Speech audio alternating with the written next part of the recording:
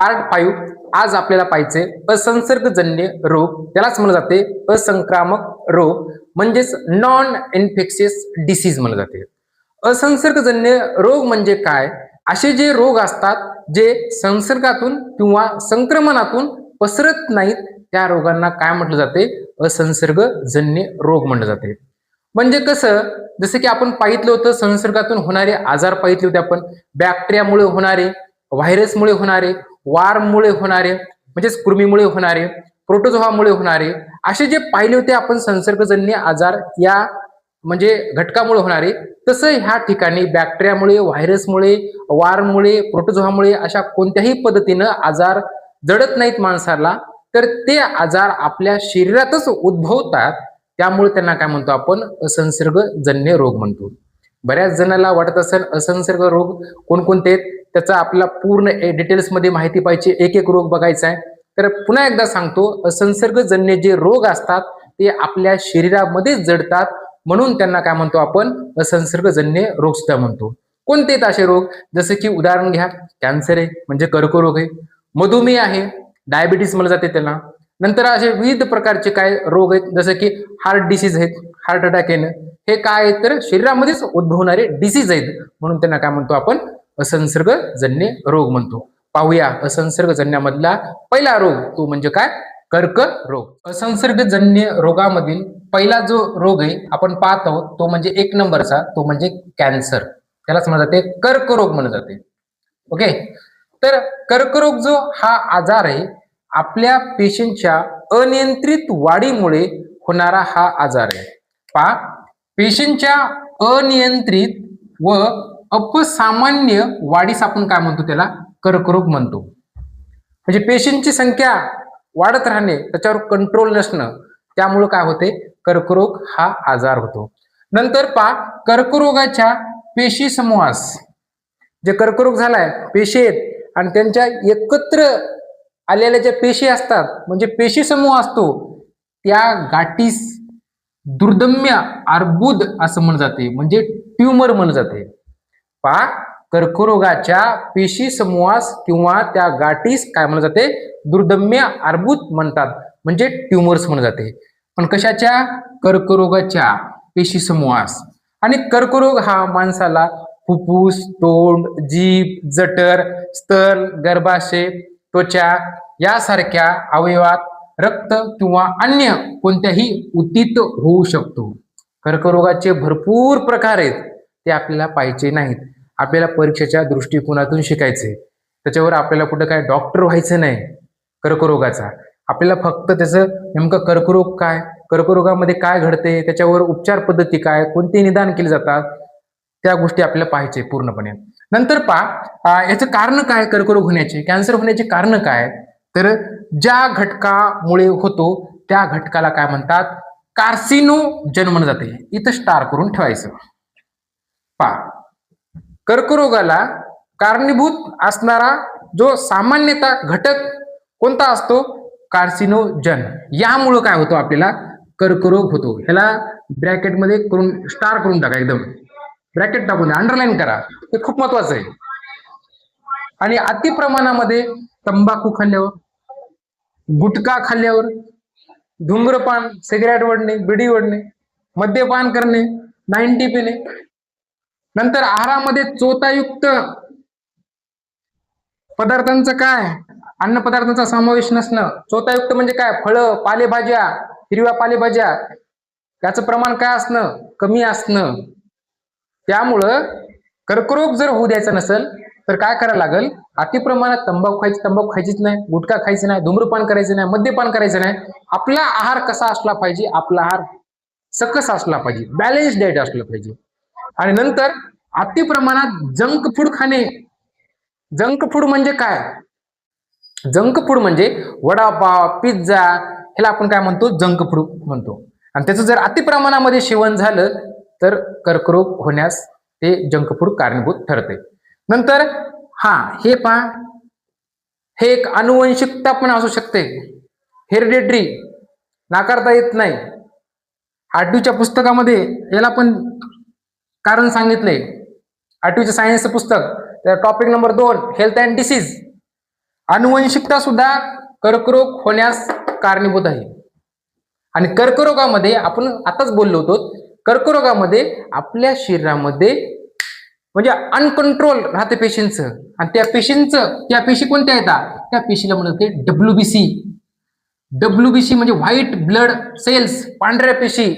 पांढऱ्या पेशींची आपल्या शरीरामध्ये अनियंत्रित वाढ होते, त्याच्यावर कंट्रोलच राहत नाही. म्हणजेच काय असतो, तो कॅन्सर असतो, तो असतो कर्करोग असतो. ओके. कर्करोगाचे लक्षण कोणते आहेत, तर यामध्ये लक्षण दीर्घकालीन खोकला येणं, खूप दिवस झालं खोकलत राहणं, म्हणजे 1 महिना 2 महिने 3 महिने सतत असा खोकला असणं, आणि खोकलून नंतर काय होते, माणसाचा आवाज घोगरा होऊन जाते, किंवा असा पण आवाज जर घोगरा झाला असेल तर म्हणायचं नाही कॅन्सर झालाय, पण खूप दिवस झालं आवाज तसा आलाय म्हणजे ह्याचे सामान्य लक्षण आहेत कर्करोगाचे. नंतर गिळताना काय होणं, त्रास होणं. एक लक्षण, दीर्घकालीन खोकला, आवाज घोगरा होणे, आणि अन्न गिळताना किंवा पाणी गिळताना काय होणं, त्रास होणं. नंतर उपचार करूनही बरा न होणारा व्रण, या ठिकाणी व्रण किंवा सूज, वन म्हणतो आपण, व्रण असते, निशाण, आणि काय ना सतत सूज राहणं उपचार घेतल्यानंतर सुद्धा. नंतर स्तनात काय होणं, गाठी निर्माण होणं. हा जो मुख्यतः आजार आहे, स्तनामध्ये गाठी, हा महिलांमध्ये दिसून येणारा आजार आहे, आणि याचं प्रमाण दिवसेंदिवस वाढत चालले. नंतर अकारण वजन घटणे, कारण नसताना 50 किलो आहे 40 किलोवर चेनं, ओके, 60 किलो आहे 50 किलोच होणं, अकारण नसतानाही वजन घटणे, याचे काय लक्षण आहेत कर्करोगाचे. आणि हे जे लक्षण आहे, स्तनामध्ये जर गाठ निर्माण झाली, डॉक्टरांपाशी जायचं आणि त्याचं काय करून घ्यायचं, डायग्नोस करून घ्यायचं, म्हणजे नेमकं काय आहे तर. आणि हे लक्षण आहे कशाचं, तर कर्करोगाचं आहे. नंतर म्हणजे कर्करोगामध्ये आताच बोललो होतो आपण सुरुवातीलाच, WBCची होणारी अनियंत्रित काय वाढ, म्हणजे कंट्रोलच होत नाहीत, अतिप्रमाणामध्ये वाढ होतात WBCची, झपाट्याने पांढऱ्या पेशी वाढतात. कशामध्ये, कर्करोगामध्ये. आणि याच्यावर निदान करण्यासाठी म्हणजे डायग्नोस होण्यासाठी काय, तर कर्करोग आहे का व्यक्तीला, काही पद्धती आहेत. कोणत्या पद्धती आहेत, एक आहे बायोप्सी पद्धत आहे. निदान होणं गरजेचं असते. निदान झालं तरच त्यावर आपल्याला काय करता येतो, उपचार करता येत असते, ट्रीटमेंट घेता येते. Diagnosis first then treatment. पण कोणती आहे, बायोप्सी मेथड आहे. बायोप्सी पद्धत ही खालीलपैकी कोणत्या आजाराबाबत वापरली जाते निदानासाठी, तर त्याचं उत्तर असणार आहे कर्करोग, कॅन्सर. नंतर टिश्यू डायग्नोसिस, नंतर असतो सीटी स्कॅन करतात, MRI, मॅमोग्राफी, सगळ्या ज्या ह्या पद्धती आहेत निदानासाठी कोणत्या, कर्करोगावर वापरल्या जातात. आणि तुमच्या नोटबुकमध्ये पूर्ण लिहून घ्या ह्या निदानासाठी, biopsy, tissue diagnosis, CT scan, MRI, नंतर मॅमोग्राफी, ह्या सर्व पद्धती निदानासाठी कशासाठी, कर्करोगासाठी वापरल्या जातात. ठीक आहे. कर्करोगावर उपचार पद्धती कोणती आहे, तर ते पाहू आपण. परीक्षेला येते खालीलपैकी उपचार पद्धती कर्करोगासाठी कोणती वापरली जाते, तर त्या उपचार पद्धती माहित असणं आपल्याला गरजेचे आहेत. पहिली जी आहे म्हणजे ती म्हणजे रेडिओथेरपी. रेडिओथेरपीमध्ये कशाचा वापर केला जातो, रेडिओथेरपीमध्ये कोबाल्ट-60 हा एक संस्थानक आहे, आणि याचा वापर करून गॅमा किरणाचा काय करतात, उपयोग करतात. रेडिओथेरपीमध्ये कोबाल्ट-60 चा वापर करून या संस्थानकाचा गॅमा किरणाचा काय केला जातो, वापर केला जातो. त्यामध्ये रेडिओथेरपी कशासाठी, कर्करोगासाठी. नंतर दुसरी आहे केमिओथेरपी, ही बऱ्याच जणांना माहित असेल. याच्यामध्ये काय, केमिओथेरपीमध्ये काय केलं जाते, तर कर्क विरोधी औषधांचा काय केला जातो, समावेश केला जातो. जे नवीन पेशी निर्मितीसाठी लागणाऱ्या DNA काय करतात, ते संश्लेषण रोखतात. कशामध्ये, तर केमिओथेरपीमध्ये. नंतर इम्युनोथेरपीमध्ये अल्फा इंटरफेरॉनचा वापर केला जातो. अल्फा इंटरफेरॉन कोणत्या रोगासाठी वापरला जाते, तर कर्करोगासाठी वापरला जाते. नंतर जीन थेरपी, नंतर हार्मोनल थेरपी. ह्या ज्या जेवढ्या थेरपी दिसायला तुम्हाला, रेडिओथेरपी, केमिओथेरपी, इम्युनोथेरपी, जीन थेरपी, नंतर हार्मोनल थेरपी, ह्या सर्वांचा जो समावेश आहे उपचारासाठी, कोणत्या उपचारासाठी, तर कर्करोगाच्या उपचारासाठी यांचा काय केला जातो, उपयोग केला जातो. असंसर्गीय रोगामधील दुसरा जो प्रकार आहे तो म्हणजे मधुमेह. मधुमेह हा जो विकार आहे तो कशामुळे होतोय, तर आपल्या जे पॅनक्रीज आहे स्वादुपिंडामध्ये काय एक हार्मोन्स रिलीज होत असते, त्या हार्मोन्सचं नाव आहे इन्सुलिन. काय स्वादुपिंडामध्ये निर्माण होणार जे इन्सुलिन हे जे संप्रेरक आहे, हार्मोन्स आहे, ते रक्तातील, आपल्या रक्तातील ग्लुकोज जे शर्करा असते त्या प्रमाणावर काय करत असते, नियंत्रण ठेवत असते. कोण, तर इन्सुलिन. आपल्या शरीरामध्ये इन्सुलिन कुठून सिक्रेट होतंय, स्वादुपिंडात. स्वादुपिंडात निर्माण होणार इन्सुलिन हे आपल्या शरीरातील जे रक्त आहे, रक्तामधील काय ग्लुकोज शर्करा आहे त्यावर काय करते, ते नियंत्रण ठेवण्याचं काम करते. परीक्षेला प्रश्न येते इन्सुलिनचं काम काय आहे, तर इन्सुलिनचं काम आपल्या रक्तातील जी साखर आहे म्हणजे शर्करा आहे, ग्लुकोज आहे, त्याच्यावर काय करणं, नियंत्रण ठेवणं. जर जास्त झाली तर कंट्रोलमध्ये आणणं. आणि म्हणजे मधुमेह म्हणजे काय, इन्सुलिनचे प्रमाण जर कमी झाल्यास शर्करेचे प्रमाण, जर स्वादुपिंडातून इन्सुलिन राईट अमाऊंट मध्ये सिक्रेट झालं नाही, स्रावलं नाही, तर आपल्या शरीरामध्ये म्हणजे आपल्या रक्तामध्ये साखरेचं प्रमाण म्हणजे शर्करेचं प्रमाण नियंत्रित राहत नाही. आणि ह्या नियंत्रित न राहण्याच्या प्रोसेसलाच काय म्हणतो, मधुमेह म्हणतो. पहा, इन्सुलिनचे प्रमाण कमी झाल्यास शर्करेचे प्रमाण नियंत्रित होत नाही, त्याच विकाराला काय म्हणायचं, मधुमेह म्हणायचं, डायबिटीज म्हणायचं. मधुमेह म्हणजे काय, साध्या आणि सिंपल भाषेमध्ये आपल्या स्वादुपिंडामधून एक हार्मोन सिक्रेट होते, रिलीज होते, त्याचं नाव आहे इन्सुलिन. आणि ह्याची जर मात्रा जर कमी झाली तर आपल्या शरीरामध्ये रक्तामध्ये काय होते, शर्करेची मात्रा काय होते, वाढते. आणि ही जी शर्करेची मात्रा नियंत्रित राहत नाही, नियंत्रित न राहण्यालाच काय म्हणतो आपण, मधुमेह म्हणतो.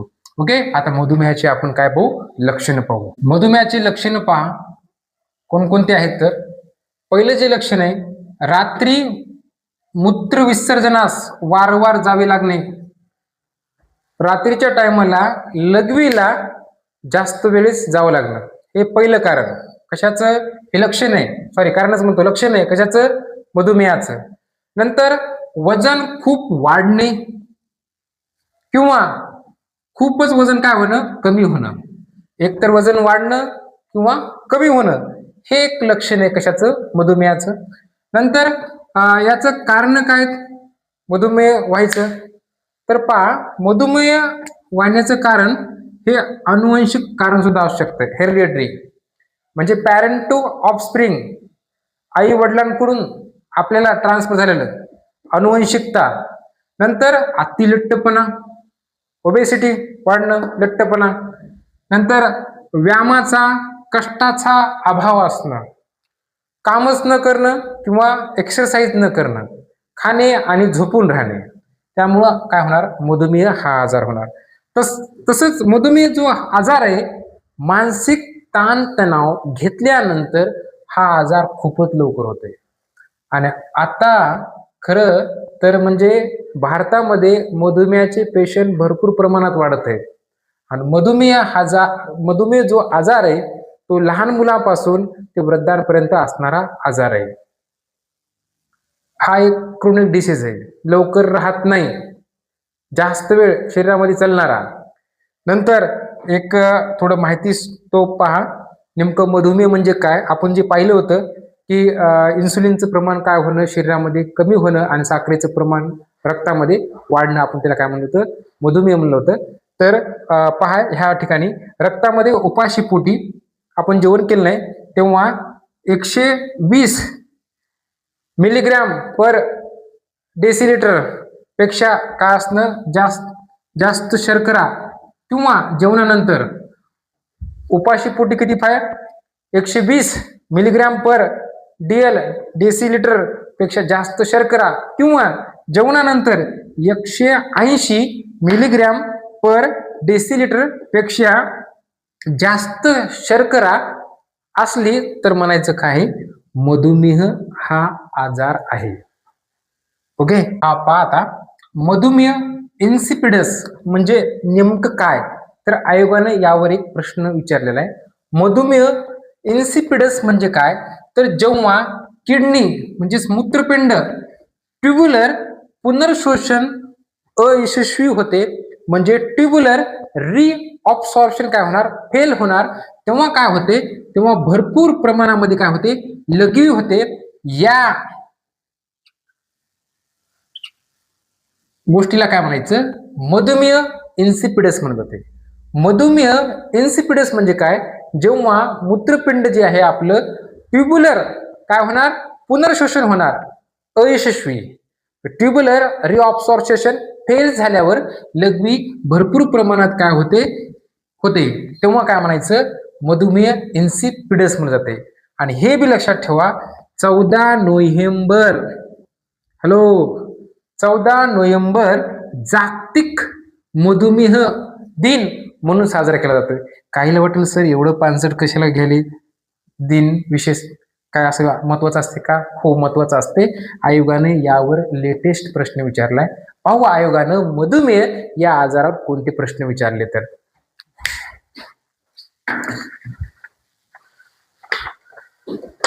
पहा, माझ्याकडे कंबाईन ग्रुप बी पूर्व परीक्षा 26 फेब्रुवारी 2022 रोजीचा पेपर आहे. त्यामधला प्रश्न क्रमांक 69 आहे, तुमच्या स्क्रीनवर दिसत आहे. पहा 69 प्रश्न, जेव्हा किडनी म्हणजेच मूत्रपिंड ट्युब्युलर पुनर्शोषण अयशस्वी होते तेव्हा भरपूर लघवी तयार होते. या रोगाला म्हणजे ह्या चयापचय विकाराला काय म्हणतात, तर पहिलं ऑप्शन आहे मधुमेह मेलिस्तस, दुसरे मधुमेह इन्सिपिडस, तिसरे किशोरवयीन मधुमेह आणि चौथे नॉन इन्सुलिन अवलंबित मधुमेह मेलितस. तर पहा आताच पाहिलं होतं आपण, मधुमेह इन्सिपिडस म्हणजे काय, जेव्हा किडनी ट्युब्युलर काय होते, पुनर्शोषण अयशस्वी होते आणि तेव्हा भरपूर प्रमाणात काय होते, लघवी होते, त्याला काय म्हणायचं मग, मधुमेह इन्सिपिडस. याचं करेक्ट उत्तर काय असेल, पर्याय क्रमांक 2 मधुमेह इन्सिपिडस. आता यावर मधुमेहावर दुसरा प्रश्न कसा विचारलाय ते सुद्धा पहा.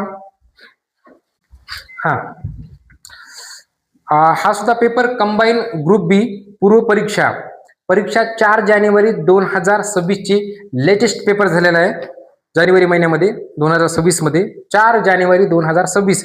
प्रश्न क्रमांक किती, 80वा तुमच्या स्क्रीन समोर आहे. आणि सेट ए, आपल्याकडे जवळपास सगळे सेट एच आहेत. पहा प्रश्न काय, तर जागतिक मधुमेह दिन डॅश डॅश या दिवशी साजरा केला जातो. तर आताच पाहिलं होतं आपण, जागतिक मधुमेह दिन हा 14 नोव्हेंबर या दिवशी काय केला जातो, साजरा केला जातो. पर्याय क्रमांक पहा, पहिला 14 जून, नंतर 29 सप्टेंबर, नंतर 7 एप्रिल, नंतर 14 नोव्हेंबर. मग यामधलं करेक्ट उत्तर काय असेल, पर्याय क्रमांक 4 14 नोव्हेंबर हा जागतिक मधुमेह दिन म्हणून साजरा केला जातो. ओके, थांबू. ओके, असंसर्गजन्य रोगामधील तिसरा जो रोग आहे तो म्हणजे हृदयविकार, त्यालाच म्हणले जाते हार्ट डिसीज, हार्ट अटॅक म्हणले जाते. हृदय जे विकार हा रोग जो आहे ते कशामुळे होते, तर जे हृदयाचे स्नायू असतात, हृदयाच्या स्नायूंना रक्ताचा तसंच ज्याच्यात त्यामध्ये असणारे जे पोषक द्रव्य असतात त्याचा काय होतो, अपुरा पुरवठा होतो. म्हणजे मुळामध्ये हृदयाला रक्ताचा काय होतो, कमी पुरवठा होतो. आणि रक्तामध्ये असणारा जो ऑक्सिजन असतो, पोषक तत्व असतात, आणि तेच जर कमी पडले तर आपल्या हृदयाची जी इफिशियन्सी पॉवर आहे म्हणजे कार्यक्षमता आहे ती काय होते, कमी होते. आणि कार्यक्षमता जर हृदयाची कमी झाली, पण हृदयाला तर काम करावं लागतंय आणि हृदयाला जास्त ताण वाढते. रक्ताचा पुरवठा कमी पडायलाय, पोषक द्रव्यांचा सुद्धा पुरवठा कमी पडायलाय आणि हृदयाला जास्त काम वाढल्यामुळं हृदय काय होणार, त्याच्यावर जास्त प्रमाणात ताण येणार. म्हणजे इफिशियन्सी पॉवर कमी झाली हृदयाची, इकडे काय होणार, हृदयाला जास्त वर्कआउट करायला लागणार आणि हृदय जास्त वर्कआउट केल्यामुळं त्याच्यावर जास्त लोड येणार आणि हा जो लोड आला त्याचा काय होणार, उद्रेक होणार, म्हणजे तो हृदयविकाराचा काय तो झटका आहे. पाहू एकदम एक व्याख्या शास्त्रोक्त पद्धतीने नेमकं हृदयविकाराचा झटका म्हणजे काय. हृदयाच्या स्नायूंना रक्ताचा पर्यायाने म्हणजेच ऑक्सिजनचा व पोषक द्रव्यांचा, रक्तामध्ये काय असतो, ऑक्सिजन असतो, त्याच्यामध्ये पोषक तत्व असतात, यांचा काय झाला पुरवठा अपुरा पडला. अपुरा म्हणजे कमी पडल्यास हृदयाची काय होते, कार्यक्षमता कमी होते, इफिशियन्सी पॉवर कमी होणार, आणि यामुळं काय होणार तर हृदयास जास्त कार्य करावे लागते. हृदयाला जे कार्य करायचे ते करावंच लागणार आहे, पण पॉवर कमी व्हायली, त्याच्यामध्ये असणारे जे घटक ऑक्सिजन आणि पोषक द्रव्य, आणि हेच जर नसेल तर इफिशियन्सी पॉवर लो होणार, आणि त्यामुळे काय होणार, हृदयास जास्त कार्य करावे लागणार, आणि जास्त कार्य करावे लागले म्हणजे त्याच्यावर काय निर्माण व्हालाय, ताण निर्माण व्हालाय, आणि एक दिवस ताण ताण ताण पडून एक दिवस असा येईल की तो काय करणं, काम करणं बंद करेल, आणि त्याचं रूपांतर म्हणजे हृदयविकाराचा काय येणार, झटका येऊ शकतो, आणि माणूस काय होतो, समाप्त होणार.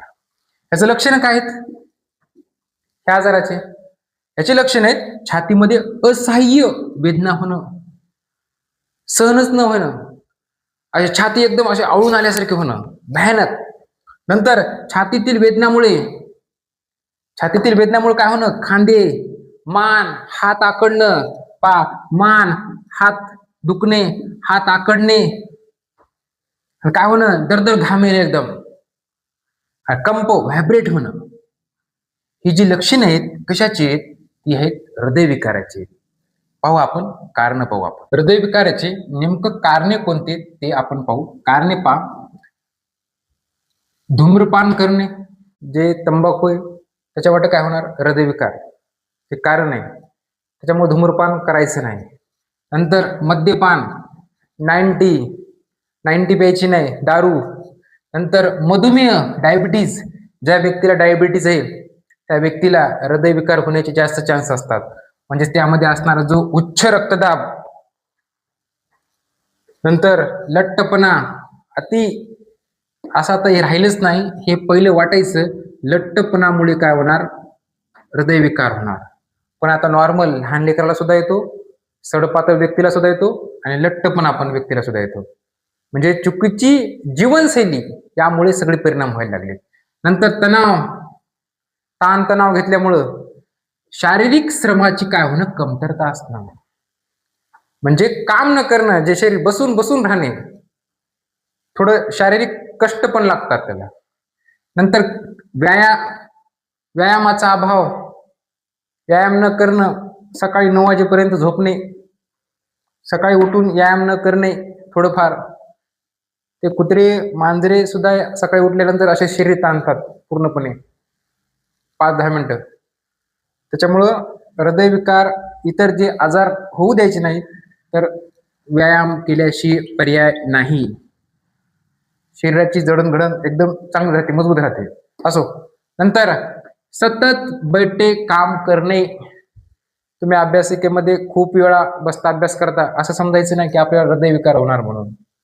नुसतं खाऊन बसणे, तुमचं वर्कआउट चालूच आहे ब्रेनचं पूर्णपणे, आणि आपले जे विद्यार्थी आहेत पूर्णपणे मित्र वर्ग सगळा पूर्णपणे काय एक्सरसाइज हे करणारच, कारण तो सायन्स सब्जेक्ट शिकतोय, येणारच सगळ्या गोष्टी. ओके. असो.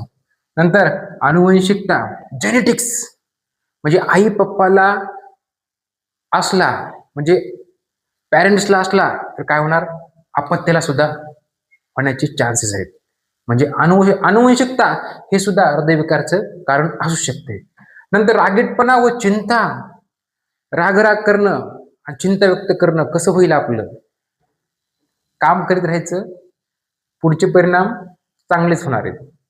रागीटपणा, राग जास्त येऊ द्यायचा नाही आणि जास्त चिंता करायची नाही, फोकस आपल्या कामावर ठेवायचा. ओके.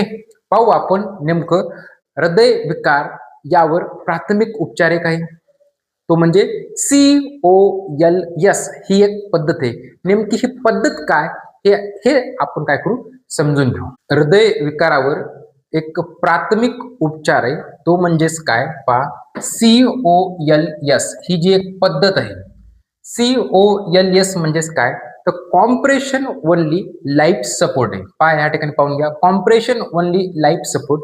COLS म्हणजे नेमकं काय? रुग्णाला काय करायचं? कडक पृष्ठभागावर झोपवायचे आणि शास्त्रशुद्ध पद्धतीनं काय करायचे? त्यावर कॉम्प्रेस करायचे म्हणजे प्रेस करायचे त्याच्या छातीवर. या पद्धतीला आपण काय म्हणतो? COLS म्हणतो. मग आता ही जी कॉम्प्रेशन ओनली लाईफ सपोर्ट आहे नेमकं काय? तर COLS मध्ये एका मिनिटाला काय करायचे? 100 ते 120 100 ते 120 एवढं काय करायचे? प्रेशर करायचे म्हणजे दाब. या गतीने किमान 30 वेळा छातीच्या बरोबर मध्यभागी काय करायचा? दाब द्यायचा आहे. म्हणजे रुग्णाला प्रेस करायचंय आणि इतकं बी प्रेस करायचं नाही की रुग्णच मरून जाईल. देण्यात येणं का? एका मिनिटाला 100 ते 120 दाब काय करायचा आहे? या गतीने किमान 30 वेळा छातीच्या बरोबर मध्यभागी काय करायचा? दाब द्यायचा. आणि ही जी पूर्ण प्रोसेस आहे त्याला काय म्हणतात? ते COLS म्हणतात जाते. पुन्हा एकदा सांगतो, कॉम्प्रेशन ओनली लाईफ सपोर्ट म्हणजे काय? तर रुग्णाला काय करायचे? कडक पृष्ठभागावर काय झोपवायचे, झोपून त्याला शास्त्रयुक्त पद्धतीनं त्याच्या छातीवर काय करायचा? दाब द्यायचा. ना की दन दन दन करायचे खतम रुग्ण. तसं नाही, एकदम शांत पद्धतीने घ्यायचे. ओके. आणि शांत पद्धतीने घेऊन आपण काय करतो? रुग्णाचा जीव वाचवू शकतो. कोणत्या पद्धतीनं? COLS ह्याचा लॉंग फॉर्म लक्षात ठेवा. आणि नेमकं COLS ही जी पद्धत आहे कोणत्या आजाराबाबत वापरली जाते? तर हृदय विकाराला. ओके. आपण हृदय विकारावर असणारे उपचार पाहू. जर हृदय विकार झाला तर त्यावर कोणते उपचार केले जातात ते पाहू. हृदयाचा जर विकार झाला त्या संबंधित असणारे जे उपचार पद्धतीत कोणाबाबत हृदय विकार झाल्यावर कोणकोणते आहेत उपचार? तर अँजिओप्लास्टी करतात. अँजिओप्लास्टी ही हृदयासंबंधित आहे. नंतर बायपास सर्जरी केली जाते. जसं की बायपास हवी असतो ना टॉपिक कमी करण्यासाठी, तसंच. नंतर ओपन हार्ट सर्जरी केली जाते हृदयविकाराबाबत. नंतर पेसमेकर बसवतात. तसंच स्टेंटस टाकणे हृदयासंबंधित. आणि हृदय काय करणं? प्रत्यारोपण करणं. हे सगळे जे आहेत उपचार कोणासंबंधित? हृदय विकाराबाबत आहे. बायपास सर्जरी ऐकलं असेल तुम्ही. ओपन हार्ट सर्जरी हे सुद्धा ऐकले तुम्ही. पेसमेकर बसवणे हे सुद्धा ऐकले. स्टेंटस टाकणे, नंतर हृदय प्रत्यारोपण आणि काय करणं? अँजिओप्लास्टी करणं. ह्या ज्या उपचार पद्धती आहेत ते हृदय विकाराबाबत वापरल्या जातात हृदयाला काहीतरी आजार झाल्यानंतर. तसंच एक स्टार करून ठेवा ह्या ठिकाणी. स्टार म्हणजे स्टारच करून ठेवायचं की 29 सप्टेंबर 29 सप्टेंबर हा जागतिक हृदय दिन म्हणून साजरा केला जातो. स्टार का म्हणतो? तर आयोग अशा प्रकारे प्रश्न विचारायला आहे. दिनविशेष असे पाठ करीत बसू नका. हे 8वीच्या पाठ्यपुस्तकामध्ये दिलेले आहेत. 8वीच्या पाठ्यपुस्तकामध्ये जागतिक हृदय दिन, जागतिक मधुमेह दिन हे दिन दिलेत ना, हे लक्षात ठेवायचे. का लक्षात ठेवायचे? आताच मागलच्या एक्झामला आयोगाने एक प्रश्न विचारलाय, जागतिक मधुमेह दिन कधी साजरा केला जातो? तर त्याच्यामुळे म्हणतो हे स्टार करून ठेवा. पुढच्या वेळेस विचारलं जाऊ शकते जागतिक हृदय दिन कधी साजरा केला जातो? तर त्याचं उत्तर आहे 29 सप्टेंबर. असं म्हणत नाही की मी नुसत्या सणावळ्या पाठ करा म्हणून. फक्त एक आजार आहे आणि त्याबाबत खाली दिनविशेष येतेच वाचण्यामध्ये. आणि वाचून वाचून काय होणार? तो क्लिअर होऊन जातो. फक्त रिव्हिजन पाहिजे. कारण आयोग विचारायला फुकटचं मार्क आहे ना.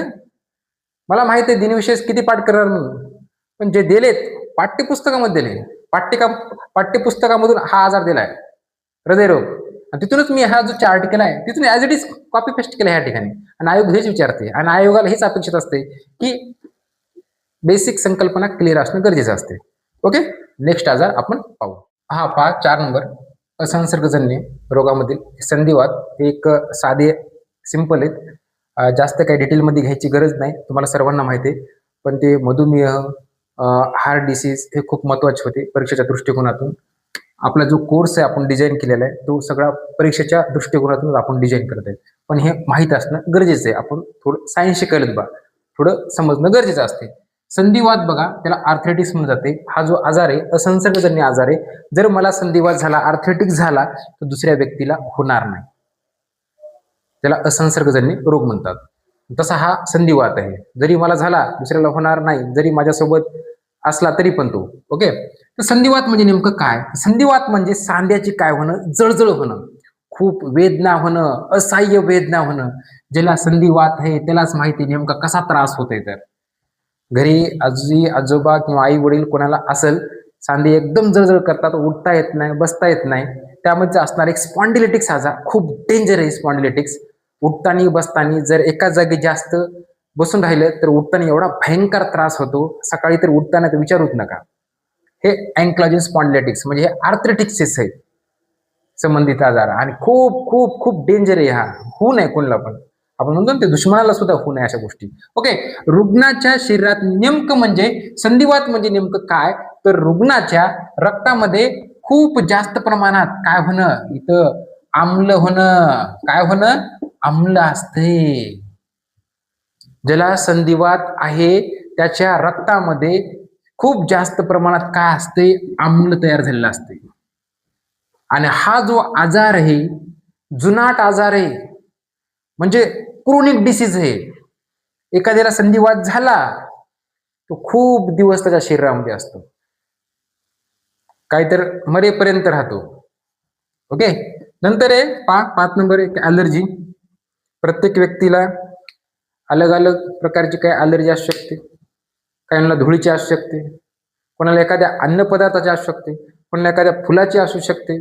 ते नको नकोसं वाटते. आपल्या शरीरामध्ये पहा, एखादा जर घातक पदार्थ शरीरामध्ये गेला तर आपल्या शरीरामध्ये जे इम्युनिटी पॉवर आहे, रोगप्रतिकारक शक्ती त्याच्यासोबत काय करते, फाईट करते. पण एखादा घातक नसणारा पदार्थ आपल्या शरीरामध्ये एंटर झाला गेला, तेव्हा जी आपली रोगप्रतिकार शक्ती असते त्याच्यासोबत फाईट करीत नाही, कारण तो घातक पदार्थ नाही. घातक नसला पण जी रोगप्रतिकारची शक्ती ती अनावश्यकरित्या काय करते, प्रतिक्रिया देते. जरी तो पदार्थ घातक नसला तरी आपली जी रोगप्रतिकारची शक्ती, ते जो गेलेला मध्ये अनावश्यक म्हणजे जे घातक नाही त्याला काय करते, अनावश्यकरित्या काय करणं, प्रतिक्रिया देणं. आणि अनावश्यकरित्या प्रतिक्रिया देणं म्हणजेच काय होणं, ॲलर्जी होणं. ते असते, कोणाला हवेचे असते जास्त जमत नाही, कोणाला गरम ह्याची असते, कोणाला थंडीची असते, नंतर औषधाची असते, कोणाला गवतामुळे होणारे नाक कान घसा वेगळ्या प्रकारची असू शकते ॲलर्जी. ओके. ह्याच्यावर काही जास्त बोलायची गरज नाही, हे पूर्ण माहिती आहे. परीक्षेच्या दृष्टिकोनातून असं काही हे नाही, पण लक्षात ठेवा जे आता याच्या अगोदर घेतला होता हार्ट डिसीज नेमकं काय आहे काय नाही, कधी साजरा केला जातो, पूर्ण माहिती माहीत असणं गरजेचं आहे. आता आपण पाहू जेनेटिक डिसऑर्डर, आपण आजार पाहू. ओके. मानवी रोगामधील हा शेवटचा व्हिडिओ आहे, आणि मानवी रोगामधील शेवटचा जो रोग आहे तो म्हणजे जेनेटिक डिसऑर्डर. त्यालाच म्हणलं जाते अनुवंशिक रोग म्हणलं जाते, किंवा अनुवंशिक एक विकृती म्हणलं जाते. हे जे आजार होतात जेनेटिक डिसऑर्डर, ते मॉलिक्युलर चेंज म्हणजे रेणुवीय बदल झाल्यामुळे काय होतात, अशा विकृती घडून येतात. मुळामध्ये पहा, नेमकं 2 प्रकारचे ह्या ठिकाणी बदल होतात, त्यामुळे काय होतात, अनुवंशिक रोग होतात. तर गुणसूत्रातील अपसामान्यतेमुळे होणारा आजार आहे गुणसूत्रामध्ये. तसंच जनुकातील उत्परिवर्तनामुळे म्हणजे म्युटेशन होऊन, आणि जे हे जो आजार आहे तो आजार गुणसूत्रातील काहीतरी मॉलिक्युलर चेंज होणं, बदल होणं, आणि त्यामुळे काय होती, ही विकृती घडून येते. पहिला बदल कोणता आहे, म्हणजे गुणसूत्रातील असामान्यतेमुळे होणारे कोणते आजार आहेत ते आपल्याला पूर्ण बघायचे. नंतर जनुकातील उत्परिवर्तनामुळे निर्माण होणारे जे आजार आहेत, कोणते अनुवंशिक आजार, ते पूर्ण पाहिजेत आपल्याला.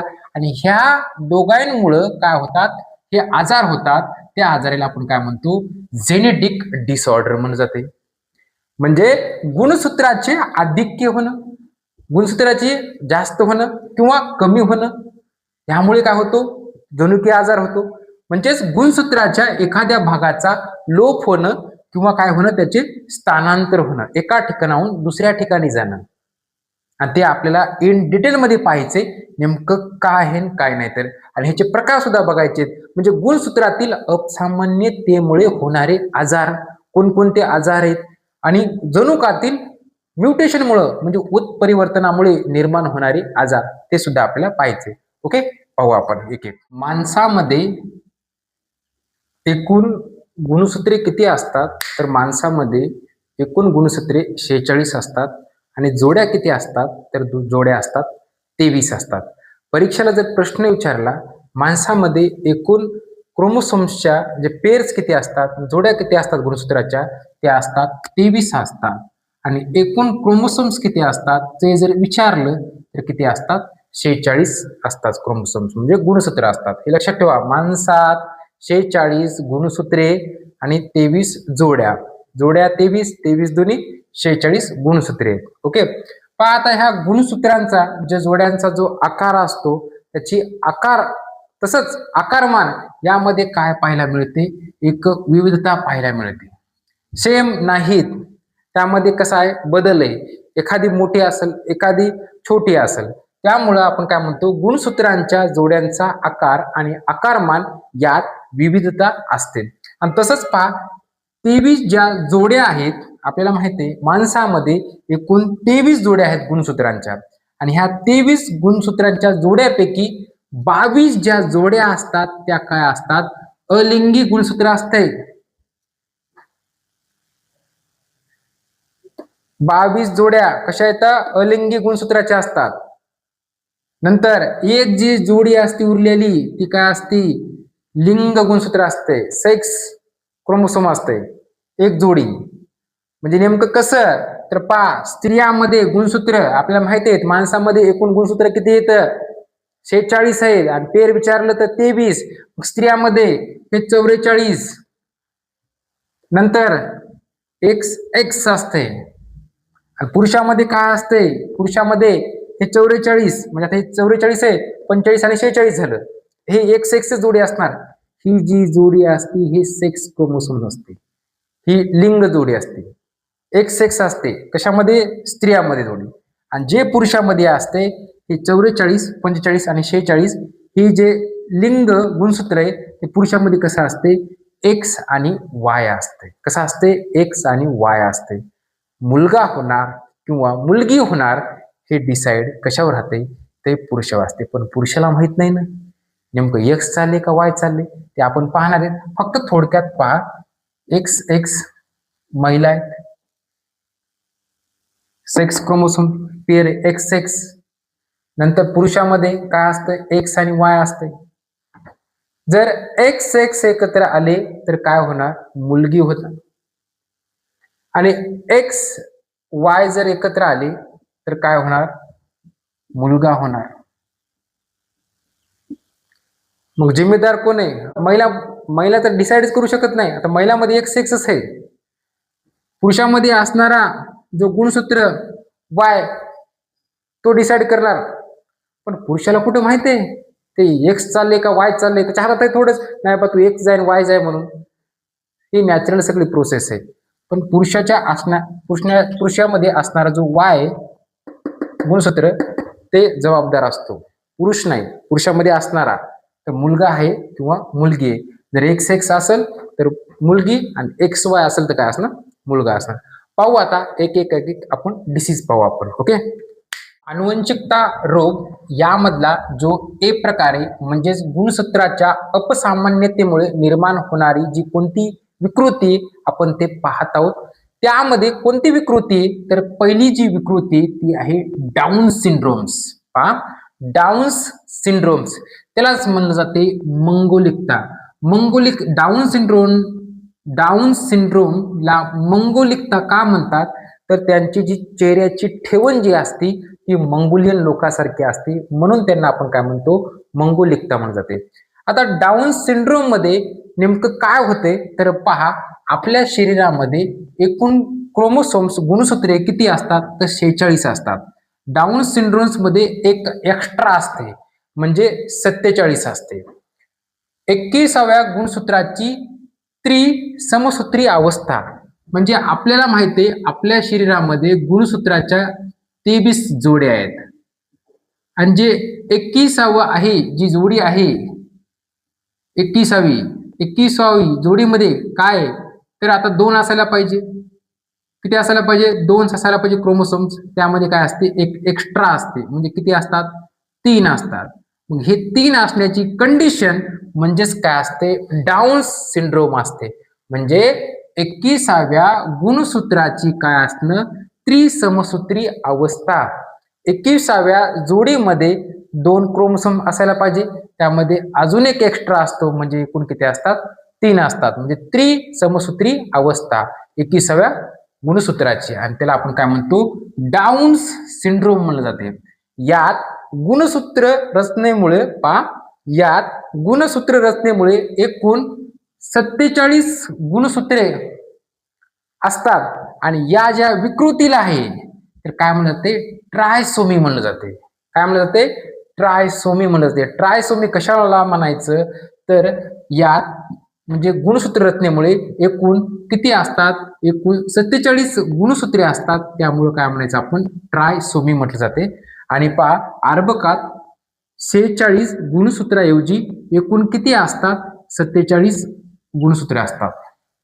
ही जी विकृती आहे डाऊन सिंड्रोम, यामध्ये अर्भकामध्ये सर्व पेशीमध्ये जे 21 क्रोमोसोम्स आहेत त्यामध्ये काय असते, एक एक्स्ट्रा असते, आणि या एक एक्स्ट्रा क्रोमोसोम्स असते, आणि ह्या विकृतीला आपण काय म्हणतो, डाऊन सिंड्रोम म्हणलं जाते.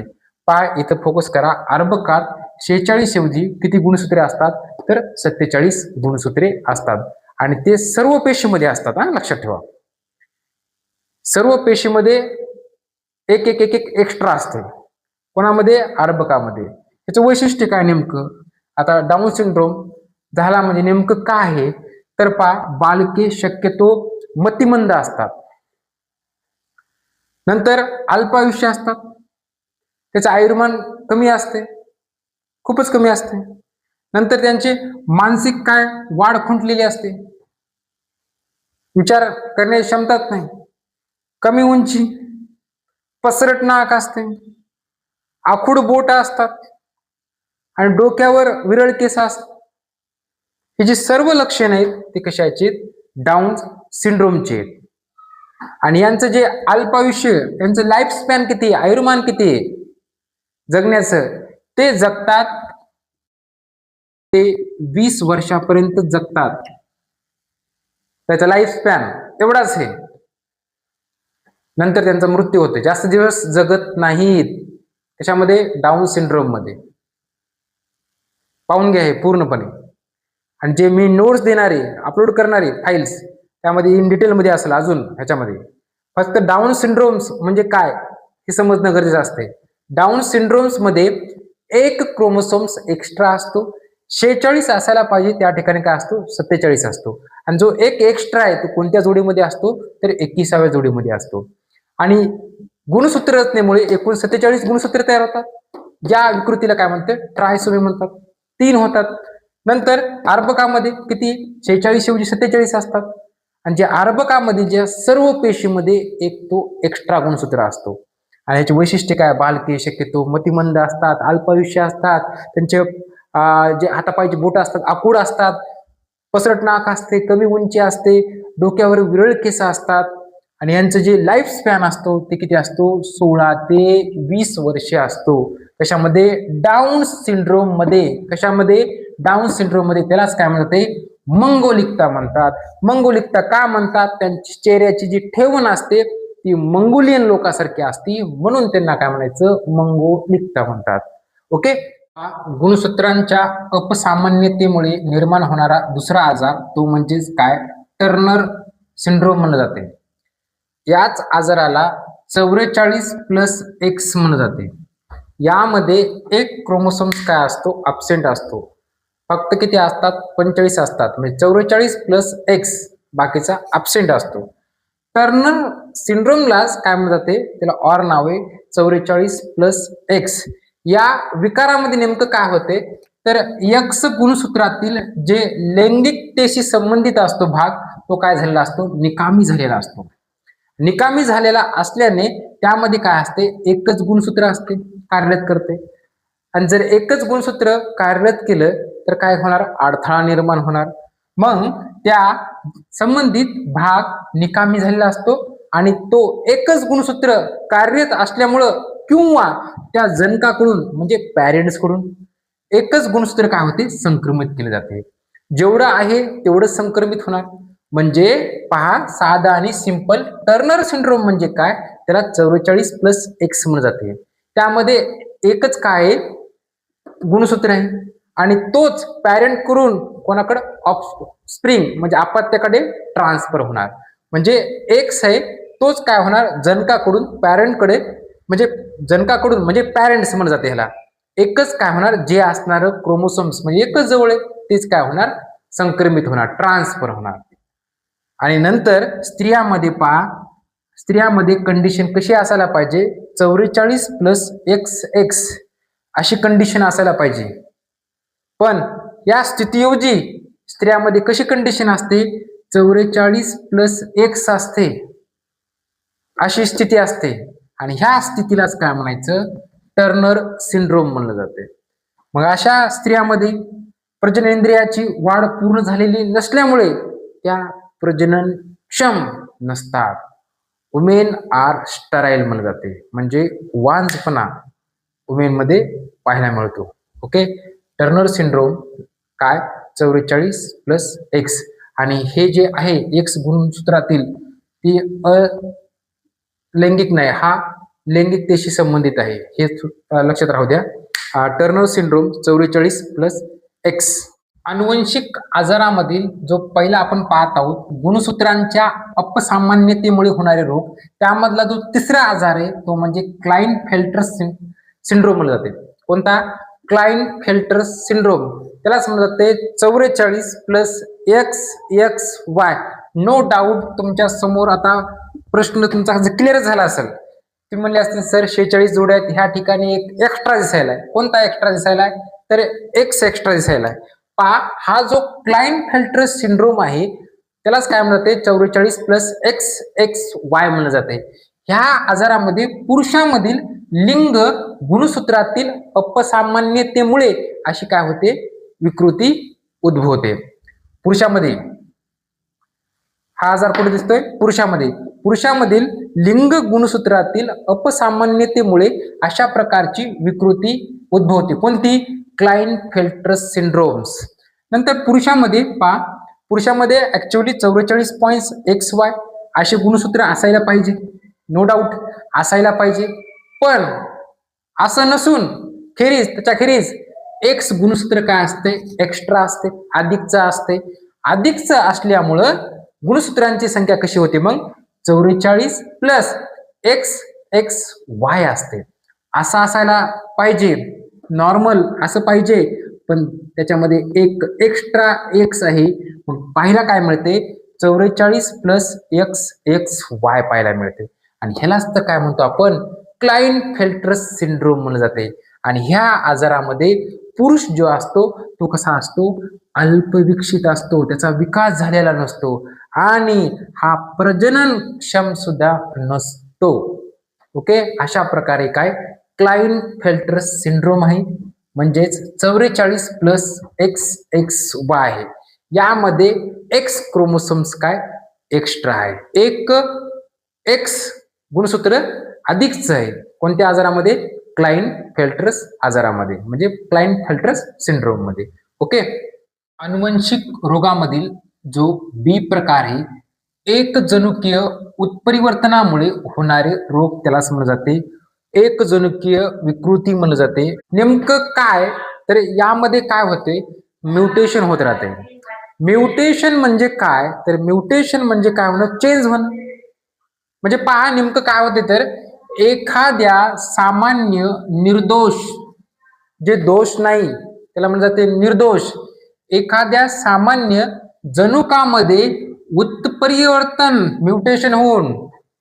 म्युटेशन होऊन त्याचे काय होतात रूपांतर सदोष ज्याच्यामध्ये दोष आहे असा जनुकात होण्याने जे विकार उद्भवतात त्यालाच काय म्हणलं जाते एक जनुकीय विकृती म्हणलं जाते. म्हणजे जेनिक डिसऑर्डर. म्हणजे असा जीन आहे नॉर्मल निर्दोष आहे त्याच्यामध्ये म्युटेशन घडून त्याच्यामुळे काय होतो, अबनॉर्मल होतो, काय होतो, तो सदोष जीन म्हणतो. म्हणजेच काय, एक विकृती घडते, त्याच विकृतीला काय म्हणतो, एक जनुकीय विकृती म्हणत जाते, जेनिक डिसऑर्डर म्हणत जाते. म्युटेशन मुळे होणारे हे जेनेटिक डिसीज आहेत. आपलं हेडिंग कसं आहे, एक जनुकीय उत्परिवर्तनामुळे म्हणजे बदल होतो, म्युटेशन व्हायला लागते, होणारे रोग कोणकोणते आहेत पहा. वर्णखिनता हे आपल्याला डिटेलमध्ये बघायचंय. दात्रपेशी पांढरोग, सिकल सेल,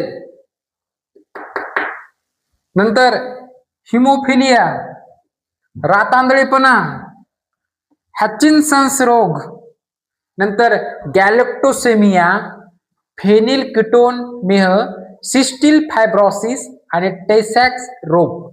म्हणजे पहा, ह्या ठिकाणी काही ओळखीचे नसतील, पण असं प्रश्न येऊ शकते, खालीलपैकी असे कोणते रोग आहेत की ते एकजनुकीय म्हणजे उत्परिवर्तनामुळे होणारे आजार आहेत, ते तुम्हाला दिले जातात 4. कोणते आहेत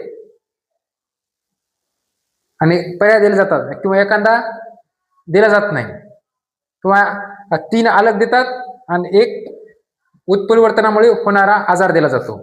कशामधले, अनुवंशिक रोगामध्ये. साधा आणि सिंपल प्रश्न विचारतात, त्यामुळे हे लक्षात राहू द्या. गॅलेक्टोसेमिया, फेनिल कीटोनेमिया, नंतर सिस्टिक फायब्रोसिस, टेसॅक्स रोग आणि हॅचिन्सन्स रोग. आपल्याला वर्णखिनता, दात्रपेशी पांढरोग, हिमोफिलिया आणि रातांधळेपणा याची पूर्ण एक एक माहिती पाहिजे. चला मग आपण काय करू, सुरुवात करू. अनुवंशिक रोगामधील जो बी प्रकार आहे, एक जनुकीय उत्परिवर्तनामुळे होणारे जे आजार पाहतो, त्यामधला जो पहिला आजार आहे त्याला म्हणलं जाते वर्णकहीनता म्हणलं जाते, म्हणजेच अल्बिनिझम म्हणलं जाते. लक्षात ठेवा, अल्बिनिझम म्हणजेच काय, वर्णकहीनता. वर्णकहीनता हा जो आजार आहे तो काय, जनुकीय विकार आहे, उत्परिवर्तनामुळे होणारा, एक जनुकीय उत्परिवर्तनामुळे होणारा काय, वर्णकहीनता आजार आहे. आणि हा काय, जनुकीय विकार आहे. मग आता नेमकं काय वर्णकहीनता, तर ज्या व्यक्तीला वर्णकहीनता म्हणजे अल्बिनिझम आहे, अशा व्यक्तीच्या शरीरामध्ये मेलॅनिन हे एक वर्णक म्हणजे रंगद्रव्य तयार होत नाही. मग आता काहीला प्रश्न पडला असेल, मेलॅनिन तयार होत नाही म्हणजे नेमकं काय तयार होत नाही, तर पहा, जर आपल्या शरीरामध्ये मेलॅनिन जर तयार झालं नाही, जसं की डोळ्याचा रंग, त्वचाचा रंग, केसाचा रंग, हे कोण ठरवत असते, तर हे मेलॅनिन असते. माणूस काळा आहे का गोरा आहे, केस पांढरे आहेत का, कसे भुरकट आहेत थोडे का अलग कलरचे आहेत, ते मेलॅनिन ठरवत असते. मग आता डोळे, त्वचा आणि केस यांना मेलॅनिन या तपकिरी रंगाच्या वर्णकामुळे काय असते, रंग येत असते. लक्ष द्या, जे आपली त्वचा आहे, डोळे आहेत, पुन्हा अजून केस आहेत, यांना जो रंग आहे, आता माझे जे केस आहेत काळे, मेलॅनिनमुळे, या तपकिरी रंगाच्या वर्णकामुळे रंग येत असते. आणि अल्बिनिझम जो ग्रस्त आहे ह्या आजारानं, त्याच्यामध्ये मेलॅनिन हे वर्णकच तयार होत नाही. मग काय, त्वचा काय होणं, या आजारामध्ये ज्या व्यक्तीला हा वर्णकहीनता आजार आहे, त्या व्यक्तीची त्वचा निस्तेज, तेज नसणं. नंतर केस काय होणं, केस पांढरे पडणं, हे काय, वर्णकहीनता या आजारामध्ये हे अशी लक्षणे दिसून येतात आपल्याला. ओके, आपण दुसरा आजार पाहू. या ठिकाणी दुसरा प्रकार पाहू, तो म्हणजे हिमोफिलिया. हिमोफिलिया म्हणजे नेमकं काय, हा एक जेनेटिक ब्लड डिसऑर्डर आहे, म्हणजे अनुवंशिक रक्तविकार म्हणलं जाते. हिमोफिलिया हा जो आजार आहे तो एक अनुवंशिक रक्तविकार आहे, म्हणजे ब्लड डिसऑर्डर, रक्तासंबंधित आहे. नेमकं हिमोफिलिया म्हणजे काय पहा, जनरली जर आपल्याला आता जखम झाली किंवा लागलं काय, रक्त बाहेर पडते आणि ऑटोमॅटिक थोड्या वेळानं काय त्या ठिकाणी बंद होते येणं, म्हणजे क्लोटिंग फॅक्टर येतात आणि ते रक्त पूर्ण बंद होते आणि जखम भरून येते. पण ह्या आजारामध्ये तसं होत नाही. ह्या आजारामध्ये ज्या व्यक्तीला हिमोफिलिया आहे त्या व्यक्तीमध्ये जखम लवकर भरून येत नाही. म्हणजे पाहू नेमकं हिमोफिलिया नेमकं काय आहे. तर सामान्यतः जेव्हा आपल्याला जखम होते, लागते काय, तेव्हा शरीरातील क्लोटिंग फॅक्टर्स, इथं जखम झाली, रक्त यायला लागलं, थोड्या वेळाने जखम काय होते, राहते. म्हणजे रक्त येणं थांबते, लवकर राहणार नाही पण रक्त येणं काय होणार, थांबते. म्हणजे जे क्लोटिंग फॅक्टर आहेत ते काय होतात, रक्त थांबवण्याचे काय करते, काम करतात सामान्य व्यक्तीमध्ये. पण मला जर हिमोफिलिया असला असता आणि इथं जर लागलं असतं तर ब्लड क्लोटिंग झालंच नसतं. क्लोटिंग फॅक्टर रक्त थांबवण्याचं कामच करीत नाही. मग हिमोफिलिया असलेल्या व्यक्तीमध्ये या घटकाची काय असते, कमतरता असते. म्हणजे क्लोटिंग फॅक्टर त्यामध्ये कामच करीत नाहीत, वर्कच करीत नाहीत. मग आता हा जो आजार आहे तो पुरुषामध्ये दिसून येतो बघा, कोणता, हिमोफिलिया. आणि स्त्रियामध्ये काय, स्त्रिया काय तर स्त्रिया आहेत कॅरियर्स आहेत, वाहक आहेत, ते ट्रान्सफर करतात तो आजार, पुरुषांमध्ये दिसून येतो. आणि स्त्रिया काय आहेत, वाहक कॅरियर्स, असला जीन मार्फत दुसऱ्याला ट्रान्सफर करणं. ओके, पाहू नेमकं आता हिमोफिलियाचे प्रमुख जे प्रकार आहेत ए आणि बी, त्याची आपण माहिती घेऊ. आता पहा, हिमोफिलियाचे मुख्य 2 प्रकार पडतात. ते म्हणजे हिमोफिलिया ए आणि त्यामधला जो दुसरा प्रकार आहे हिमोफिलिया बी. नेमकं हिमोफिलिया ए यामध्ये नेमकं काय होते तर पहा, सर्वात एक सामान्य प्रकारापैकी एक प्रकार आहे हिमोफिलिया ए. पहा, सर्वात सामान्य प्रकार आहे. यात फॅक्टर 8 ची काय असते, कमतरता असते. जे रक्तामधले जे फॅक्टर असतात त्याची काय असते, कमतरता असते. सर्वात सामान्यतः प्रकार आहे कोणता, हिमोफिलिया ए. यामध्ये फॅक्टर 8 त्याची काय असते, कमतरता असते. आणि हिमोफिलिया बी नॉर्मल आहे बरं, एवढं काय असं अवघड नाही, एकदम सिंपल आणि साधं आहे. परीक्षेच्या दृष्टिकोनातून जायचंय, आपल्याला काय डॉक्टर बनायचं नाही किंवा सायंटिस्ट बनायचं नाही. हिमोफिलिया बी यालाच काय म्हणलं जाते, ख्रिसमस डिसीज म्हणलं जाते. आता यामध्ये कोणत्या फॅक्टरची कमतरता असते तर 9 या फॅक्टरची काय ते कमतरता दिसून येते हिमोफिलिया बी मध्ये. मग हिमोफिलियाचं नेमकं लक्षण काय, पाहत लक्षण काय तर जखम झाल्यावर बराच वेळ काय होणं, आपल्या शरीरातून रक्तस्राव होणे महत्वाचं लक्षण आहे. नंतर सांध्यामध्ये रक्तस्राव होते, सांध्यामध्ये रक्तस्राव होणे, इंटरनल ब्लडिंग होणे मध्ये. नंतर विनाकारण नाक फुटणे आणि नाक फुटल्यानंतर काय ना, रक्त बाहेर पडणं. हे काय लक्षण आहेत कोणाचे, हिमोफिलियाचे. ओके, त्याचे कारण बघू आपण आता आणि निदान व उपचार पाहू आपण. कशाचा, हिमोफिलियाचा. पहा, हिमोफिलिया या आजाराचे कारण कोणकोणते आहेत तर होण्याचे, तर हिमोफिलिया हा जो आजार आहे तो एक्स क्रोमोझोमशी संबंधित असणारा आजार आहे. जर ह्या ठिकाणी पहा, जर आई वाहक कॅरियर्स असेल आणि वडील सामान्य असतील तर मुलाला हा आजार 50% होण्याचे चान्सेस आहेत. म्हणजे पहा, ह्या ठिकाणी आई काय असेल, कॅरियर असेल, वाहक असेल, ट्रान्सफर करणारे असेल. आणि जर वडील असतील, वडील म्हणजे सामान्य, वडिलाला कुठलाही प्रकारचा आजार नाही, तर होणार यांच्यापासून जे होणार जे काय अपत्य, म्हणजे यांचा होणारा जो काय मुलगा, म्हणजेच काय म्हणतात ह्याला अपत्य होणार जे आहे, तर यांना 50% होण्याचे चान्सेस असतात. हिमोफिलिया हा आजार 50% होण्याचे अशा कंडिशनला चान्स असतात. आई काय असेल, वाहक असेल आणि वडील काय असतील, सामान्य असतील, तर मुलाला हा आजार 50% होण्याची काय असते, शक्यता असते. मग जे हा जो आजार आहे, निदान आणि याच्यावर उपचार आहेत का, तर यावर 100% असा उपचार कुठलाही नाही. तर आता ह्या ठिकाणी निदान कोणते, तर निदान बघा, निदान कसं करायचं, हिमोफिलिया आहे का नाही, तर रक्त चाचणीद्वारे निदान करून आपल्याला कळते हिमोफिलिया आहे का नाही. तर फॅक्टर ऍसिड टेस्ट म्हणलं जाते त्याला. मग आता निदान झाल्यावर उपचार करणं गरजेचे असतात.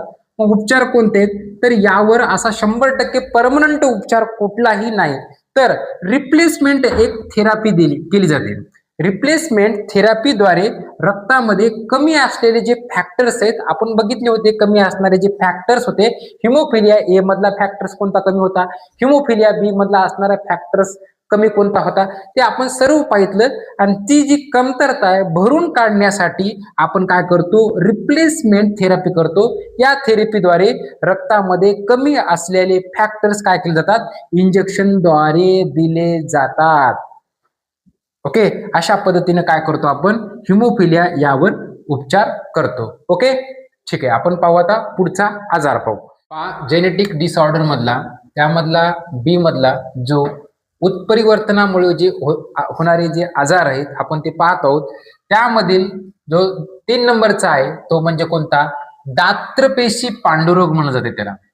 त्याला सिकल सेल ॲनिमिया हा शब्द खूप वेळा तुम्ही पाहितला असन, वाचला असन आणि तुम्हाला बऱ्याच जणांना माहित असन. सिकल सेल ॲनिमिया गव्हर्नमेंट याच्यावर खूप काम करत आहे. नेमका दात्रपेशी पांडुरोग म्हणजे सिकल सेल ॲनिमिया नेमका काय आहे ते आज आपण पूर्ण पाहणार आहोत. प्रोटीन किंवा DNA इत्यादी सारखे यांच्यामध्ये जर त्यांच्या रेणूमधील काही जर बदल झाला असेल, त्या बदलाचा परिणाम एखाद्या रोगामध्ये होऊ शकते. मग तसंच आपला हा जो दात्रपेशी पांडुरोग आहे म्हणजे सिकल सेल ॲनिमिया आहे, नेमकं कसा होतंय, त्याचे परिणाम काय, त्याची लक्षणं काय आहेत ते पाहू आपण. हिमोग्लोबिन हिमोग्लोबिन हिमोग्लोबिन कुठे असते, आपल्या रक्तामध्ये असते. आपल्या रक्ताचा लाल कलर कशामुळे, ड्यू टू हिमोग्लोबिन मुळे आहे. हिमोग्लोबिन मध्ये काय आहे, आयर्न आहे, लोह आहे. हिमोग्लोबिन रेणूच्या रचनेतील हिमोग्लोबिन रेणूच्या रचनेतील 6वे अमिनो आम्ल म्हणजेच कोणता असते, ग्लुटामिक आम्ल असते. हिमोग्लोबिन रेणूच्या रचनेतील 6 नंबरचं जे अमिनो आम्ल असते त्याचं नाव आहे ग्लुटामिक आम्ल, ग्लुटामिक ऍसिड आहे.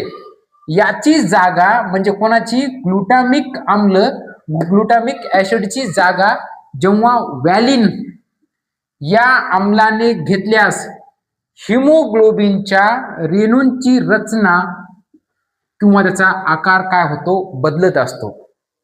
जेव्हा ग्लुटामिक आम्लाची जागा व्हॅलिन नावाचं आम्ल ह्याची जागा घेते तेव्हा हिमोग्लोबिनच्या रचना रेणूंची रचना त्याचा आकार काय होतो, बदलतो.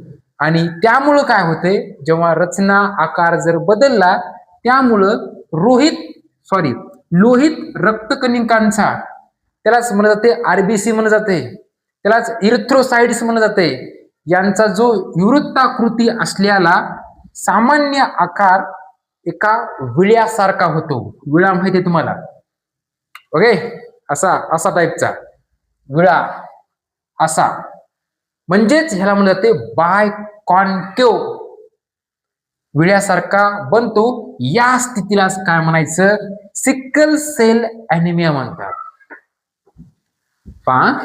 साधा आणि सिंपल आहे, समजलं असेल. जेव्हा ग्लुटामिक आम्लाची जागा व्हॅलिन या आम्लाने घेतली जाते तेव्हा हिमोग्लोबिनचा रेणूचा जो आकार आहे त्याची रचना आकार थोडा बदलतोय. आणि यामुळे काय होते, जे RBC इरिथ्रोसाइट्स आहेत त्यांचा जो विवृत्ताकृती असलेला जो आकार आहे तेव्हा त्याचा आकार बदलतो आणि त्याचा आकार कसा होतो, एक विळ्याच्या आकाराचा बनतोय. या स्थितीलाच काय म्हणायचं, सिकल सेल ॲनिमिया म्हणतात. डायग्राम तुमच्या समोर आहे, त्याची डायग्राम पाहून घ्या, अगोदरचा आणि नंतर त्याच्यामध्ये झालेला जो बदल, म्हणजे अगोदरची जे दिसत आहे इमेज तुमच्या समोर त्या व्यक्तीला सिकल सेल नाही, आणि नंतर जी डायग्राम दिसत आहे तुम्हाला पलीकडची त्याच्यामध्ये काय सिकल सेल झालेला आहे. म्हणजेच जे इरिथ्रोसाइट्स RBC आहेत त्यांचा आकार काय झालाय, बदललेला आहे, म्हणजे विळ्यासारखा झालेला आहे. म्हणजे या आजारात बघा हिमोग्लोबिनची काय होते, ऑक्सिजन वाहून नेण्याची काय होते, कार्यक्षमता कमी होते. साहजिक गोष्ट आहे, कारण याच्यामध्ये आकार जर चेंज झाला, हिमोग्लोबिन कारण रक्तामध्ये काय असते, ऑक्सिजन असते, आणि तेच जर पुरवठा झाला नाही मग हिमोग्लोबिनची ऑक्सिजन वाहून नेण्याची कार्यक्षमता काय होणार, कमी होणार. कोणत्या आजारामध्ये, सिकल सेल आजारामध्ये. या स्थितीत अनेकदा काय होत असते, लोहित रक्तिकणिकांची म्हणजे ते इरिथ्रोसाइट आरबीसांची काय बनत असते, गुठळी बनत असते, गुठळी तयार होते आणि त्या काय होतात, नाश पावतात. आरबीसीचा काय होतो, नाश होतो. आणि नाश झाल्यावर काय होते, याचा परिणाम काय होते, तर रक्तवाहिन्यामध्ये अडथळा निर्माण होते. आणि अडथळा जर निर्माण झाला तर काय होते, अभिसरण संस्था, सर्क्युलेटरी सिस्टीम, तसंच मेंदू, फुफ्फुसे, वृक्क म्हणजे किडनी यांना काय पोहोचते, तर यांना पोहोचते हानी पोहोचते, त्यांच्यावर परिणाम होते.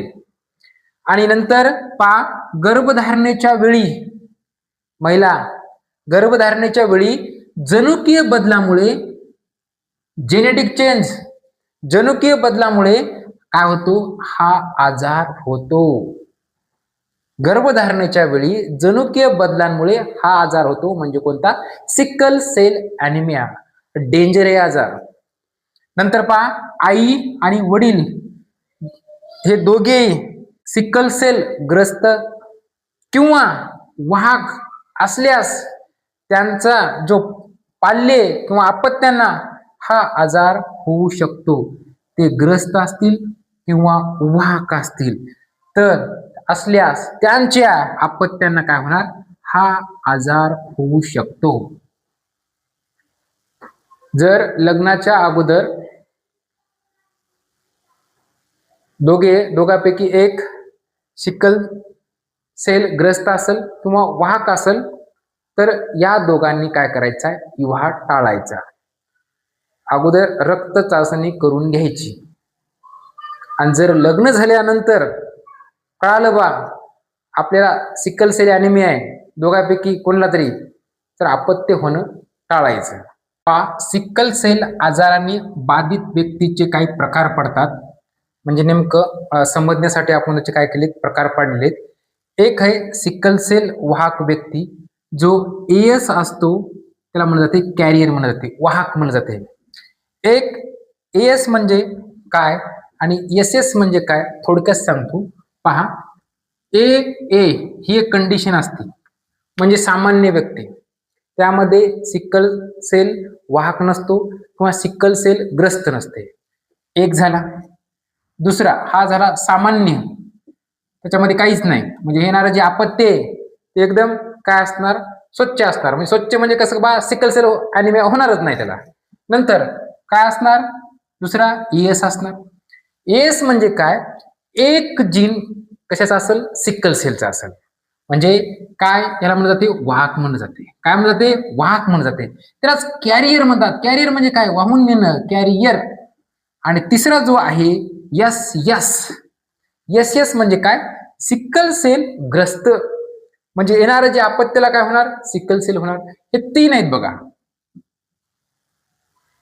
आणि त्यामधला जो पहिला आहे सिकल सेल वाहक व्यक्ती म्हणजे एएस कॅरियर म्हणून. नंतर दुसरा जो आहे सिकल सेल ग्रस्त किंवा पीडित व्यक्ती, बा सिकल सेल आहे या व्यक्तीला, त्यामध्ये यस यस म्हणलं जाते सपरर. ह्याच्यामध्ये दोन्ही जीन आहेत, कशाचे, सिकल सेलचे. आणि ह्याच्यामध्ये काय, एक जीन कशाचा आहे, सिकल सेलचा, कॅरियर आहे, वाहक, ट्रान्सफर करणं. ओके, पाहू याची आता लक्षणं पाहू आणि याच्यात निदान काय आहे तर ते थोडक्यात बघू. पहा, सिकल सेल ॲनिमियाचे लक्षणं कोणते, तर लक्षणं तुमच्या समोर दिलेले आहेत. हातापायावर काय येणं, सूज येणं त्या आजारामध्ये. नंतर सांधे दुखणं, असह्य वेदना होणं, म्हणजे सहन न होणाऱ्या अशा भयंकर एवढा पेन होणं. सर्दी व खोकला सतत होणं. नंतर अंगात बारीक ताप राहणे. नंतर हिमोग्लोबिनचे प्रमाण कमी होणे हे महत्वाचं लक्षण आहे. नंतर यावर निदान काय, निदान झाल्यावर आपल्याला उपचार करता येते. याच्यावर निदान 2 चाचण्या आहेत निदान करण्यासाठी. किती चाचण्या, 2. पहिली म्हणजे सोल्युबिलिटी टेस्ट घेतली जाते. सोल्युबिलिटी टेस्ट ही कशासाठी वापरली जाते, तर सिकल सेल ॲनिमिया या आजाराचं निदान करण्यासाठी. नंतर दुसरी आहे इलेक्ट्रोफोरेसिस टेस्ट, स्टार करून ठेवायची, महत्वाची. इलेक्ट्रोफोरेसिस टेस्ट ही एक निश्चित निदान चाचणी आहे, ॲक्युरेट करेक्ट वाली. कोणती, इलेक्ट्रोफोरेसिस टेस्ट. ओके. आता सिकल सेल जो आजार आहे कसा होते त्याचा एक चार्ट आहे तुमच्या समोर. हा चार्ट आहे, त्यामध्ये पा काय दिलेत तर एका बाजूला पुरुष दिलेत, दुसऱ्या बाजूला स्त्री दिलेत, आणि जे होणारे जे आपत्ती त्याची म्हणजे सिकल सेल आपत्ती निर्मिती कसं होते, आणि त्यामध्ये काही संकेत दिलेत. ए म्हणजे सामान्य नॉर्मल, सिकल सेल आजार होणार नाही. एस आहे, त्यामध्ये एक सिकल सेल जीन आहे म्हणजे वाहक आहे. आणि एस म्हणजे सिकल सेलचे 2 जीन आहेत म्हणजेच काय सफरर आहे ह्या ठिकाणी. आणि चार्ट व्यवस्थित अभ्यास करा तुम्ही. ओके. अशा प्रकारे काय सिकल सेल ॲनिमिया हा आजार आहे. आता पाहू आपण पुढचा जेनेटिक डिसऑर्डर मधला, त्यामधला उत्परिवर्तनामुळे होणारा जो आजार आहे तर कोणता 4 नंबरचा, तो म्हणजे कलर ब्लाइंडनेस. त्यालाच म्हणलं जाते रंग आंधळीपणा म्हणलं जाते. यामध्ये विशिष्ट रंग ओळखता येत नाहीत, जसे की लाल आणि हिरवा हे 2 कलर ओळखण्यास काय होते व्यक्तीला होणारा जो त्रास असते कोणत्या आजारामध्ये, रंग आंधळीपणामध्ये. म्हणजे डोळ्याची एक अशी स्थिती आहे ज्यामध्ये व्यक्तीला रंगामधील काय करता येत नाही, फरक करता येत नाही, लाल आहे का हिरवा आहे, मग म्हणजे स्पष्टपणे जाणवत नाही. तेव्हा म्हणायचं काय कलर ब्लाइंडनेस आहे, म्हणायचं रंग आंधळेपणा आहे. मग डोळ्याच्या पडद्यावर म्हणजे रेटिनावर 2 प्रकारच्या काय असतात पेशी असतात. पहिली कोणती असते, रॉड्स असते, दंडपेशी म्हणून जाते. दुसरी असते कोन असते, त्याला शंकुपेशी म्हणून जाते. डोळ्याच्या पडद्यावर रेटिनावर 2 पेशी असतात, हे रॉड्स आणि कोन्स असतात. आणि ह्या पेशी रंग ओळखण्याचे काय करतात, काम करतात. आणि यामध्ये आता काम जर यानं करणं सोडून दिलं म्हणजे थोडंफार दिसणं नाहीतर काहीच न दिसणं, त्यालाच काय म्हणायचं, रंग आंधळेपणा म्हणायचं. कलर ब्लाइंडनेस म्हणतात त्यांना. जेव्हा रॉड्स कोन्स म्हणजे दंडपेशी कोन शंकुपेशी ह्या ज्या आहेत पेशी यांनी जर रंग ओळखण्याचं कामच सोडून दिलं तर तेव्हा म्हणायचं कलर ब्लाइंडनेस आहे. याचे मुख्य प्रकार पाहू आपण. कलर ब्लाइंडनेसचे प्रमुख काही प्रकार आहेत, त्यामधले पहा. पहिला जो आहे रेड ग्रीन, हा जो आहे सर्वात सामान्य प्रकार आहे. यामध्ये काय होते, लाल आणि हिरवा जे रंगात आपल्याला फरक करणे कठीण जाते. आपल्याला म्हणजे ज्यांना रंग आंधळेपणा आहे म्हणजे कलर ब्लाइंडनेस जो व्यक्ती, त्याला लाल आणि हिरवा या रंगात फरक करणे कठीण जाते, तेव्हा रेड ग्रीन म्हणायचं. नंतर ब्ल्यू येलो सुद्धा आहे कलर ब्लाइंडनेस. ओके. हा एक दुर्मिळ प्रकार आहे, हा लक्षात नाही ठेवला ते चालते, फक्त माहितीच तो असावा तुम्हाला. ब्ल्यू आणि येलो म्हणजे ब्ल्यू आहे का येलो आहे त्यामध्ये फरकच करता येत नाही, त्याला म्हणायचं ब्ल्यू येलो ब्लाइंडनेस. आणि याला म्हणायचं रेड ग्रीन ब्लाइंडनेस म्हणायचं, म्हणजे लाल आहे का ग्रीन आहे फरक करणं कठीण जाते. नंतर आहे टोटल कलर ब्लाइंडनेस, यालाच काय म्हणतात जाते, ॲक्रोमॅटोप्सिया म्हणतात. टोटल कलर ब्लाइंडनेस पूर्ण रंगांधळेपणा, यालाच काय म्हणतात जाते, ॲक्रोमॅटोप्सिया म्हणतात. लक्षात ठेवा हे नाव. आणि यात व्यक्तीला सर्व काही फक्त काळ्या पांढऱ्या करड्या रंगात दिसते. हा जो आजार आहे ज्या व्यक्तीला टोटल कलर ब्लाइंडनेस, यात व्यक्तीला सर्व काही काय काळ्या पांढऱ्या करड्या या रंगात काय होते, दिसायला लागते. ओके. आता ह्याचे आपले कारण पाहू, याचं निदान पाहू आणि यावर उपचार आहेत का ते सुद्धा आपण पाहू. कलर ब्लाइंडनेसचे कारण पहा काय आहेत तर, एक आहे आनुवंशिकता, जेनेटिक प्रॉब्लेम असू शकतो. नंतर जन्मताच पालकाकडून मुलाकडे एक्स क्रोमोझोमद्वारे काय होतो, हा आजार येतो. नंतर हिमोफिलिया, जसं की जास्त करून हिमोफिलिया पुरुषामध्येच होतो, तसं कलर ब्लाइंडनेस हा सुद्धा आजार पुरुषांनाच होणारा जास्त प्रमाणात, म्हणजे हिमोफिलिया प्रमाणेच हा आजार पुरुषामध्ये जास्त आढळतोय आणि तसंच वाढत्या वयानुसार हा आजार उद्भवतो. मग याच्यावर निदान आहे का? Diagnosis yes. रंग आंधळेपणा याचं निदान करण्यासाठी इशिहारा टेस्ट करतात. हा पहा, इशिहारा टेस्ट कशासाठी वापरली जाते? तर रंग आंधळेपणा आहे का नाही. ओके. नंतर उपचार. आता जर अनुवंशिक रंग आंधळेपणावर कोणत्याही प्रकारचा इलाज उपलब्ध नाही, पण काही रंगामधील फरक ओळखण्यासाठी काही विशेष कलरचे लेन्स असतात किंवा चष्मे असतात, सध्या काय झालेत? उपलब्ध झालेत. ओके. अशा पद्धतीनं आपण काय पाहितला? कलर ब्लाइंडनेस हा आजार पाहितला, म्हणजेच रंग आंधळेपणा. हे आतापर्यंत आपण टोटल काय पाहितले?